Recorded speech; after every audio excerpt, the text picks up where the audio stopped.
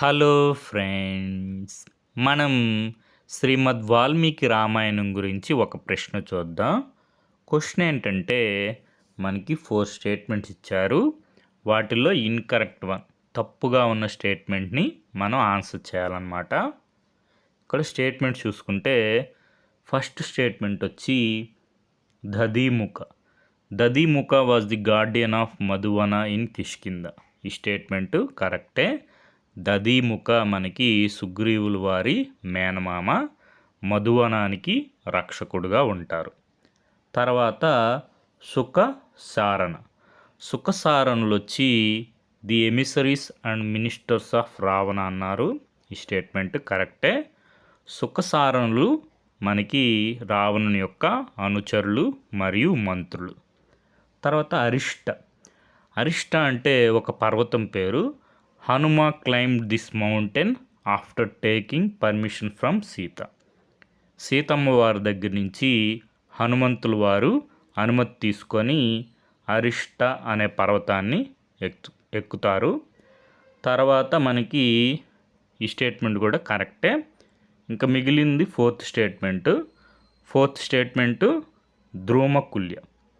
ద్రోమకుల్య దగ్గర మనకి దోపిడీదారులు, పాపాత్ములు ఉంటారు. మనకి సముద్రుడు శ్రీరాముల వారిని తనపై ఎక్కుపెట్టిన బ్రహ్మాస్త్రాన్ని ఇక్కడ విడవమంటారు. కాబట్టి ద్రోమకుల్య హెవెన్ లైక్ ఓషన్ ప్లేస్ అన్నారు. ఇది ఇన్కరెక్ట్. ఇక్కడ ద్రోమకుల్య దగ్గర పాపాత్ములు, దోపిడీదారులు నివాసం ఉండడం జరుగుతుంది. కాబట్టి మనకి ఇన్కరెక్ట్ స్టేట్మెంట్ ఆన్సర్ అడిగారు కాబట్టి ఆప్షన్ 4 మనకి ఆన్సర్. మనకి ఈ స్టేట్మెంట్ సంబంధించి మనం ఇన్ఫర్మేషన్ చూద్దాం. ఇక్కడ మనం చూసుకుంటే శ్రీమద్ వాల్మీకి రామాయణంలో మనకి సుందరకాండలో ఇక్కడ హనుమంతుల వారు సీతమ్మ వారిని దర్శించిన తర్వాత అరిష్టం అనే పర్వతాన్ని ఎక్కారు. ఇక్కడ సీతమ్మ దగ్గరికి చేరి పాదాభివందనం చేశారు. ఆమె అనుమతితో తిరుగు ప్రయాణమయ్యారు. అరిష్టం అనే పర్వతాన్ని ఎక్కారు. తర్వాత మనకి అరిష్టం అనే పర్వతం నుంచి మహేంద్రగిరి శిఖరం మీద అడుగు పెడతారు. తర్వాత మనకి జాంబవంతుల వారికి అందరికీ చెప్తారు, వానరులందరికీ పెద్దలందరికీ నమస్కరించి చూశాను సీతమ్మను అని ప్రకటిస్తారు.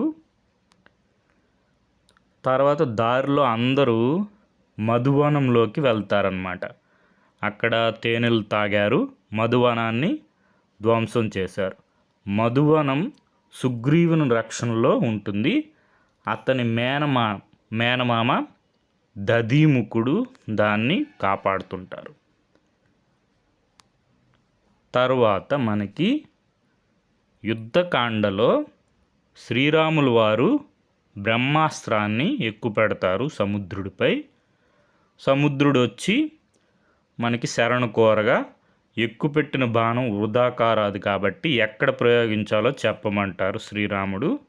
పాపాత్ములు, దోపిడీదారులు ఉండే ద్రోమకుల్యంపై ప్రయోగించమని చెప్తారు. అప్పుడు అది జరిగిపోయింది. తరువాత మనకి సుఖసారణులు ఎవరంటే మనకి రావణుడి మంత్రులు. వాళ్ళు వానర రూపాలు దాల్చి వానరుల్లో చేరుతారు. విభీషణుడు గుర్తించి శ్రీరాముల వారి ఎదుట నిలుపుతారు. శ్రీరాముల వారు వారిని క్షమించి తమను గురించి ఇంకా ఏమన్నా తెలుసుకోవాలంటే అడ్డు లేదని వాళ్ళకి చెప్తారన్నమాట. ఇది మనకి మూలం వచ్చి ఉపవాచకం మన ఇతిహాసం రామాయణం 10వ తరగతి ఉపవాచకంలో ఉంటుంది Ramayanam. Okay friends, thank you for watching.